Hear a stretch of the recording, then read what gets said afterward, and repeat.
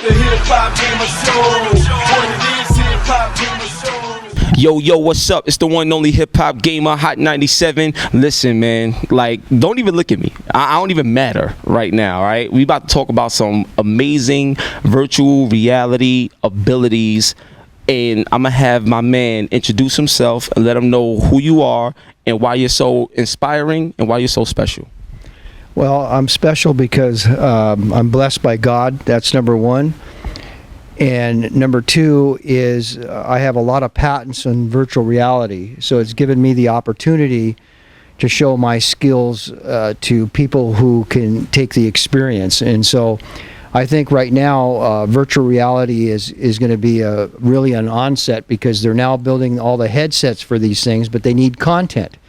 And so in the gaming industry with virtual reality, it's going to continue to get heavier and heavier, because you're going to be able to play gaming with all your friends within the environment. And that to me is very, very important, because you've got a social environment with all your bros, I would say, that you can interact with and talk and share things. And this is all in a virtual environment. Now, I'm going to tell you something right now. My first experience with virtual reality, I was so scared. I got to tell y'all this right now. I was on Fox 5 News, right? I was playing this demo called The Kitchen that Capcom made at E3. And I tell you, I kid you not, no disrespect, I know there's women in the room too, but I got so scared. You know how you get goosebumps? I got so scared that my nipples got hard. I was like, oh my God, I was so scared, because virtual reality is almost as if it gives you a new sense, like, on how you can play the game and how it comes at you. So I want to ask you, did you get a chance to experience PlayStation VR yet, Oculus and HTC Vive? Like, can you give us some feedback on your experience with those, if you got a chance to experience them thus far? What I've experienced is that with Oculus and Samsung and all the other platforms that are out there, virtual reality is a 360-degree experience, and that's what it all comes down. But you're at the center of that experience. That's very important.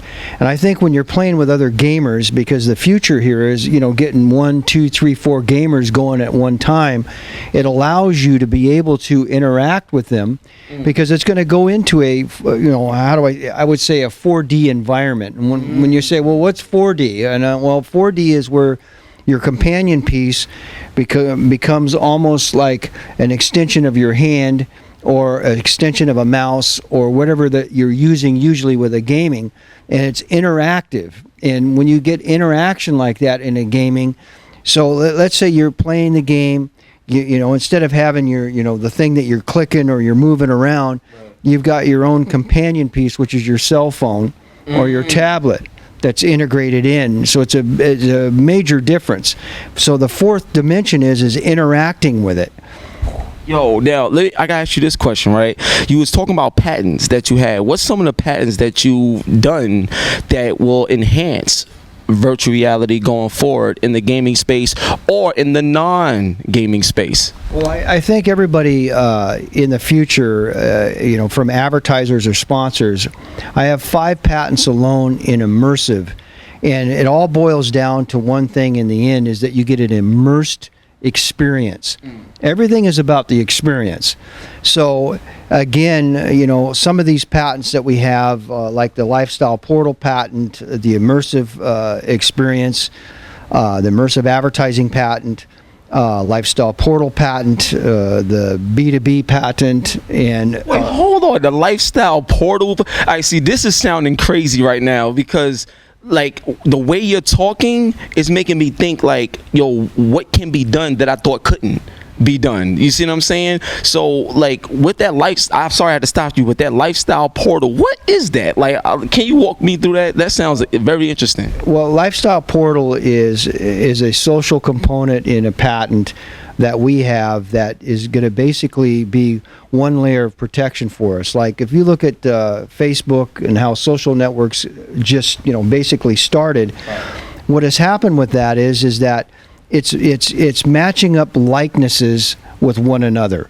And so if you're playing in a game, or you've got some likeness that could be that you have, whether it's something that you're engaged in, you know, in your lifestyle, that allows you to match up with others that way. So in gaming, you know, you may be playing a certain game like the Mortal Kombat days and all the other stuff. You said the key word just now, Mortal Kombat. I got that on my belt. See, now I love you even more now. Yeah, that's crazy. So I think that the key here is that it allows you to be able to interact and have that lifestyle with your bros. I mean, that's what it's about. When you play games, everybody is interacting. If you can't interact and get immersed in the environment, you feel like you're a part of the game. You're in the game. You've left reality and went virtual. You're really in the game. So that's that's the crossover when you've crossed over. Now here's a major question, and this is something that a lot of people was a little worried about, right, when it came to virtual reality, and they was talking about motion sickness. Now I've played it, I used it, it didn't bother me not one bit. You know what I'm saying? But going further, depending on the type of game you play, there's a chance that you may run into these, obstacles. What would you say about that? Well, a lot of people have had motion sickness because it's about the horizon line. The horizon line, it's the way that it arcs and goes, from horizontal or vertical, and that it causes equilibrium problems within the inner ear. With motion sickness, to stop motion sickness typically is when you engage in the environment. You're not thinking about where your horizon line is.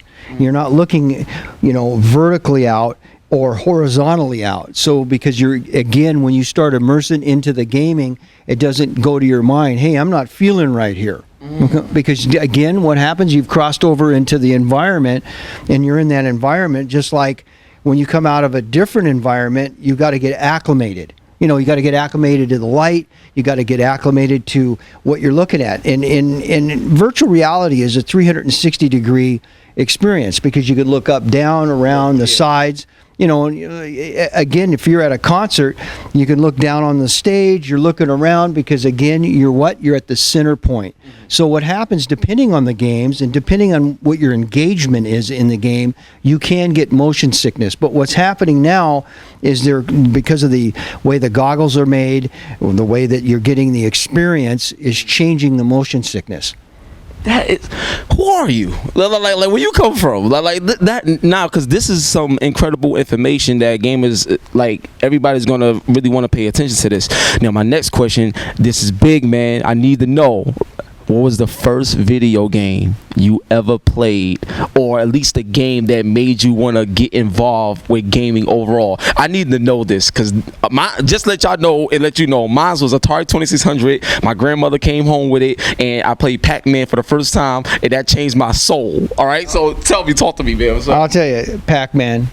You lying? No. All right, so I just let you know, live on camera, I'm adopting him. This is my new brother. You know what I'm saying? We look different, but we come from the same love. All right, that's what it is. Yo, you serious? So now, what about gaming? That made you feel like, wow, I got to do something in my life with this medium. You know what I'm saying? Because to me, I just feel it's breathtaking to see the creations, especially what we see now. I think when I have a filmmaking background. So what happens is that by making films, you're layering different scenes and you're layering things in, just like you chroma key in from a green screen. So with gaming is the same thing, is you're layering in these things, these objects and logos and different things that come in, and people and animated figures. Now what's happened is that you're able to be in the experience. It's about an experience. When the end result is that you get a feeling in your heart is by experience. When you love somebody, it's by experience. And that's important. I love the way you break things down. Now, I'm going to say this, right? And this is something that I was talking with a lot of my friends, and even at last year's E3 when I got a chance to play more VR. So one of the things about VR that blew me away was how accurate it is in terms of one-to-one gameplay. So there was this other game called the London Heist. I played that, and when I tell you, you could shoot right here, duck down, open the drawer. There's a cup here. You could act like you're drinking soda. It worked, man. It worked. So a lot of that, from what I hear, comes from the fact that it has to be 120 hertz. 120 frames per second and stuff like that. So during the development process, because you was talking about content earlier, and that's going to make or break the success of VR. What do you feel is the overall goal that will kind of give us more of a sure fit that VR will be successful? Because when VR came out before, it was like ahead of its time. Virtual Boy, it didn't work. Yeah. Now it seems like it could work, but from a content standpoint and a technical standpoint, what needs to be there to kind of guarantee the success of VR as a platform? Well, I think the key is that they're building all these virtual reality headsets, number one. I think the point of where you cross over is when you don't really feel like you're in the same environment of virtual reality. It's like you don't know whether you're in reality or virtual reality. Okay? So basically what's going to happen is because of the technology, it moves at light speed. It's going to continue to keep ramping the different things, different games and so forth up. Yeah. So I think the real key point is coming in the future as the cloud and broadband, the delivery and all these things that are out there that are actually working against you. Okay? They're not working for you, they're working against you because it's speed. And so now what we have is that when you have to render things and you have to deliver these things, and 120 is good, but I think that's going to double and triple because of the compression. So the faster things go, the better and clearer in the quality it's going to be. So it's going to get to a point where you almost are jumping out of a real world into the virtual world and not knowing which one's the real and which one isn't. So now let me ask you a question, right? In terms of your favorite games, I know Pac-Man was the first one, but you mentioned Mortal Kombat 2. What's some of your favorite games now that you would like to see done in VR? Well, the favorite games done in VR is, I think, Madden football, obviously. Yo, if they do a Madden, you crazy? So, Loretta, that's crazy. Like, if they do a Madden in VR, you could be... Oh my God, that would be insane. Yeah, I think that because, again, it's like self one, self two. You're in body and out of body. Yeah. And oh my God. when you're able to go put your shoes on, it's not only picking the player and being out of body, but the next thing you know, you're in body. You're looking out the helmet. You're putting the helmet on. You've got your pads. You're suiting up yourself, and then you're running out in the field and you're looking down and you got your own hands. And then you go out of body, which I say self two, where the camera comes around 360 degrees, so you can say, "Hey, I look really good in this, this color." So that is really what I think gaming is going to go in the future. Is that you're able to go in and out of body, but you're also to be interactive with it. Again, a fourth dimension, because what happens there is that now you're throwing a pass. But you don't have really the ball, but you still are interacting, throwing that pass. Yeah. So it's very important to have the things that have quality and have that speed, because the speed is going to clean up the video, number one. It's going to be able to take large files and take those files and compress them down where it's HD and it's beyond HD. It's like 9,000 lines of resolution versus 4K today, and then all the other things that are going. It's going to get to a point it's 16K, and then they'll compress that down and get further and further. That's scary. So and like I said, the key here is the crossover. You're not going to know when you've crossed over. And when I say crossover is when you're coming from reality to virtual reality. Yo, I'm telling you right now, a friend of mine, shout out to my boy Carl, but he was playing virtual reality, and like in the game, it told him to sit down. So he sat down, but there wasn't no chair there. Like he forgot and he fell. It was hilarious. I'm telling you, I love this stuff. Like this is what I live for. So now I got a couple more questions and we're gonna wrap it up. Now, when it comes to non-gaming and when I'm talking about movies and concerts, I'm gonna tell you an experience that I had that scared the hell out of me, okay? So if you ever seen that movie, The Exorcist. Yes. All right, fair warning, don't watch it. Period. Like, if your heart can't take it, don't watch The Exorcist, let alone in VR. So they had like VR demos where you can see The Exorcist and like a couple other scary movies, right? So the part where she like turn like a spider and start running and stuff like that, and then like her head turn around in VR. It was like right there. Like it's scary. So do you think that in the future we will see those type of opportunities with VR where instead of going to the movies, you can actually buy the movie for your VR headset and experience it a whole new, I think so too, like a whole new way. What are your thoughts on that? You know what I'm saying? Well, a perfect example is Microsoft's HoloLens coming. Yo, you gotta give me a hug on that side, yo. The HoloLens is crazy. Yo, I was standing with Steven Spielberg, right? It was Steven Spielberg, my man Aaron Greenberg, and they had the HoloLens at E3. Yo, I was like, what the hell are they doing? How do they do this? This is crazy. Talk to me. Well, see, the thing with HoloLens is that basically what's happening is that you're getting holographic projections, okay? And it goes back down to the speed and compression and delivery of all these things. But HoloLens is going to kind of open up a whole new door for the gaming industry in the future. And the reason being is because, again, that you have a holographic experience mixed in with a three-dimensional experience because you're projecting these things.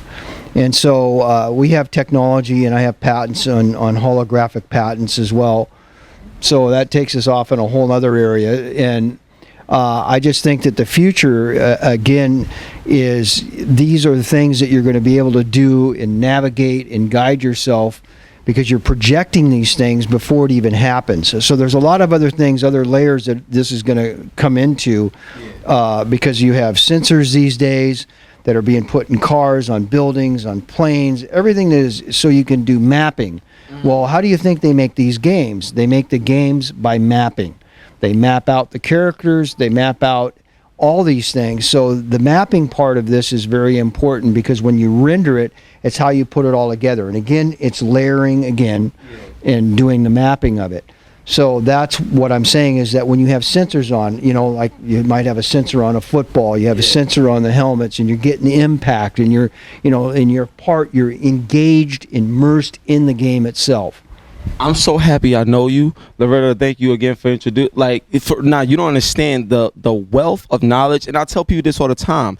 Like, it takes a lot to do what you've done. So being in your presence right now, like, it's just humbling. Like, seriously, thank you so much, man. Any credit, I give God all my credit. No, and I understand it. Like, all glory go to God. Trust me, I'm just blessed because God uses people to be blessings to others. I feel like I'm being blessed being next to you because I'm learning so much, and I thank you for this. I got two more questions, then we go wrap it up. The next question, and I think this question is I wouldn't say it's controversial, but I just want to know what your thoughts is because it's competitive between Sony and Microsoft, right? Xbox, PlayStation. Which one do you prefer and why? Well, I can't really. I've got to be Switzerland on this because again, you know, they're building set-top boxes and they're building these gaming devices. And, you know, Sony's been around for many, many years. My wife and I know personally Nobuyuka Ide, who was the chairman of Sony, who started Sony. So I have kind of an allegiance. And my company was basically started because they used to use the terminology, I want to make ubiquitous products, the Japanese. I want to make ubiquitous, you know, platforms and ubiquitous products. So we coined Ubiquity from you know, Nobuyuka Ide's philosophy, and I'm leaning towards that. But on the flip side of it, Microsoft is been around for many, many years. They've done a lot of different things, and I think where they're going to separate from everybody is the HoloLens coming up here. This is what's going to, I believe, help put them on a map of something that's disruptive, and it's very important. Yeah. Disruptive. I love that word. I love shaking things up and making change and stuff like that. I love that. Now, for my next question, right? Now, I'm not sure if you listen to hip hop, but this is Hot 97. This is a music station. Is there any hip hop artists that you like that if you could do a virtual reality, you know, game with and stuff like that, who would that artist be? What kind of game would it be? What would be your vision or something like that? Well, when you say hip hop, I mean, I have had a lot of people come through my facility out in Irvine, and I've met so many, you know, and I'm not saying Kanye West is hip hop, Snoop Dogg. Snoop! I'm sorry, that's my man, Snoop. I love Snoop. So that's my yeah, so Snoop Dogg, I like Snoop. He's really a professional. He's been in our house, and there's guys like I like them all actually. I think. So can I do a song with you? Yeah, go ahead. What? I'm serious. I will write some bars. I will have you spit it. Then people go crazy.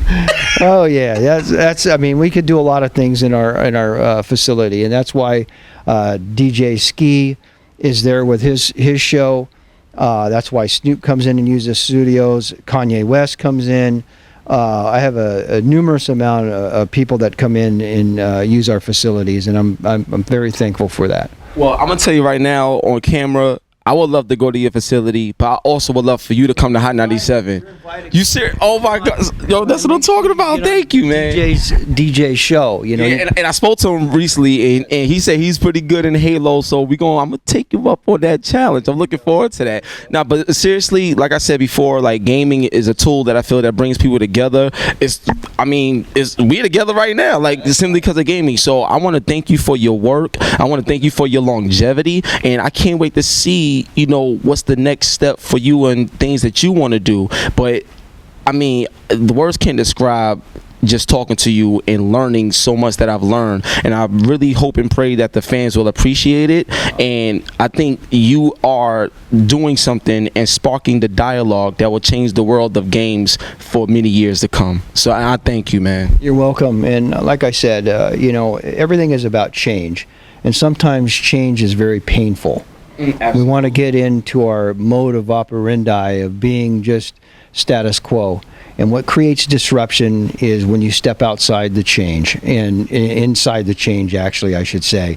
That's what creates disruption, is because you're making changes. You're changing things, you're disrupting things. And that's where I'm at. All right, so look, one love and God bless my man Chris Carmichael, right? All right, cool. My man Chris Carmichael, one love and God bless your boy Hot 97, hip hop gamer, every day. That's my word. Y'all can't see me. You already know what it is, man. Peace.